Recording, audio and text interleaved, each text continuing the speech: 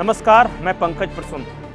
दोस्तों, NEET paper leak कांड में बड़ा खुलासा हुआ है। सीबीआई ने जो जांच की उसमें यह पता चला कि देश भर में हंगामा मचाने वाला नीट पेपर लीक कांड झारखंड के हजारीबाग के एक सेंटर से हुआ था। यहीं से पेपर लीक किया गया और फिर देखते देखते पूरे देश में फैल गया। सीबीआई ने अपनी रिपोर्ट में कहा है कि हजारीबाग का ओएसिस स्कूल है और वहां से पेपर लीक किया गया।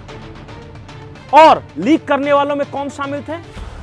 तो एहसानुल हक जो कि प्रिंसिपल है, वाइस प्रिंसिपल इम्तियाज और हिंदी दैनिक का एक पत्रकार, प्रभात खबर एक अखबार है झारखंड में, और हजारीबाग में उसका रिप्रेजेंटेटिव था जमालुद्दीन, और जमालुद्दीन भी इसमें शामिल था।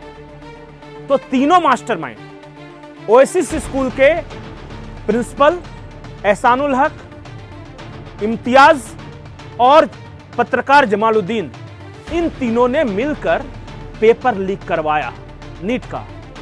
अब कहानी यहीं खत्म नहीं होती कि हजारीबाग से ओएसिस एक स्कूल है, वहां से नीट का पेपर लीक हो गया और देखते देखते बिहार पहुंच गया, बिहार के बाद नालंदा पहुंच गया, पटना पहुंच गया, यूपी पहुंच गया और पूरे देश में वायरल हो गया।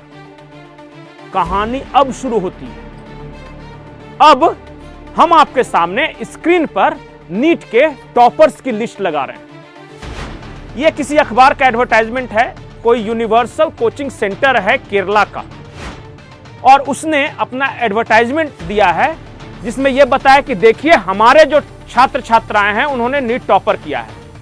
आप एक एक चेहरे देखिए, उनका पहनावा देखिए और अंदाज लगाइए साजिश का। अधिकतर नीट टॉपर मुसलमान। साफ तौर पे बात बोलना चाहिए, मैं कोई अपनी ओर से नहीं बोल रहा हूं। यह देखिए टॉपरों की लिस्ट स्क्रीन में लगी हुई है। क्या आपको उनके नाम, उनके पहनावे से नहीं पता चल रहा कि कौन टॉपर है? क्या इनमें से अधिकतर मुसलमान नहीं है? क्या यूनिवर्सल कोचिंग सेंटर ने इस एड को नहीं दिया अखबारों में कि हमारे नीट टॉपर ये हैं? क्या यह सच नहीं है कि नीट पेपर लीक का मास्टरमाइंड जो एहसानुल हक है वो खुद मुसलमान है, जो वाइस प्रेसिडेंट है वो खुद मुसलमान है इम्तियाज, जो पत्रकार जमालुद्दीन है वो खुद मुसलमान है? जो बात साफ है, इतनी सच है, उसे क्यों छुपाएं? सिर्फ इसलिए कि हम डिप्लोमेटिक हो जाएं? मैं शुरू से डे 1 से कह रहा था कि नीट पेपर लीक कांड सिर्फ पेपर लीक कांड नहीं है, इसके राजनीतिक और सामाजिक निहितार्थ भी हैं। अब एक और एंगल देखिए नीट पेपर लीक कांड के। ये तो मैंने बताया, टॉपर की लिस्ट बता दी, कौन लोग हुए हैं टॉपर, कहां से लीक हुआ। अब पॉलिटिकल एंगल देखिए। तेजस्वी यादव का ओएसडी खुद इसमें शामिल, जो लालू का सबसे करीबी सिकंदर यादव वो इसमें शामिल, जो आरजेडी का जो कार्यकर्ता है मुख्य, जो लालू परिवार का देखरेख करता है, वो इसमें शामिल। हजारीबाग से एक मुस्लिम स्कूल के सेंटर से उसका प्रिंसिपल नीट का पेपर लीक करता है और वो पहुंच जाता है सीधे आरजेडी से जुड़े लोगों के पास, वहां से वो वायरल होता है। उसके बाद की कहानी और भी मजेदार है। वो वहां से ट्रेवल करता वो लीक पेपर पहुंच जाता है उत्तर प्रदेश। उत्तर प्रदेश में एक पटेल नाम की लड़की है, आयशा पटेल या कुछ नाम है, मैं एग्जैक्ट उसका फर्स्ट नेम नहीं याद कर पा रहा हूं। वो ये सोशल मीडिया पे आरोप लगाती है कि उसका ओएमआर शीट फाड़ दिया किसी ने।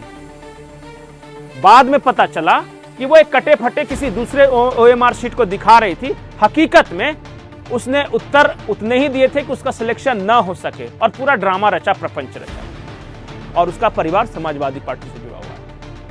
तो सामाजिक निहितार्थ आपने समझ लिया, पॉलिटिकल एंगल समझ लिया।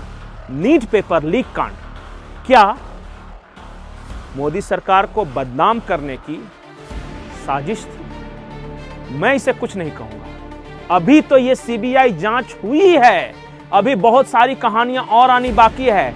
नीट पेपर लीक कांड के बारे में जो भी खबरें हैं आप गौर करते रहिएगा उस पर। ये ओएसिस स्कूल हजारीबाग का कोई ऐसा नहीं कि अचानक यहां से हो गया, सोची समझी साजिश के तहत करवाया गया है। और वो सिकंदर यादव रांची में रहता था, वो लालू परिवार के आगे पीछे घूमता था, वो अचानक इंजीनियर बन गया, किसी को नहीं पता कैसे। इस राज का भी पता लगाइए, क्योंकि इंजीनियर साहब खुद पेपर लीक कांड के बड़े आरोपी हैं। वो जो बच्चा पकड़ाया था, जो गेस्ट हाउस में जिससे रटवाया गया, अनुराग यादव, ये उसके फूफा लगते हैं सिकंदर यादव साहब, और लालू परिवार के करीबी है, मैंने बता दिया। तो कहानी बहुत रोचक, बहुत दिलचस्प है और बहुत बड़ी साजिश है। ध्यान बनाए रखिएगा। और आप बताइए कि सीबीआई की जो फाइंडिंग्स अब तक है कि ओएसिस स्कूल से ही पेपर लीक हुआ, झारखंड के हजारीबाग के ओएसिस स्कूल से। एहसानुल हक प्रिंसिपल ने लीक करवाया, वाइस प्रिंसिपल इम्तियाज ने लीक कराया। अब बताइए आपको क्या लगता है? आप अपनी राय नीट पेपर लीक कांड पर जरूर रखें। नमस्कार।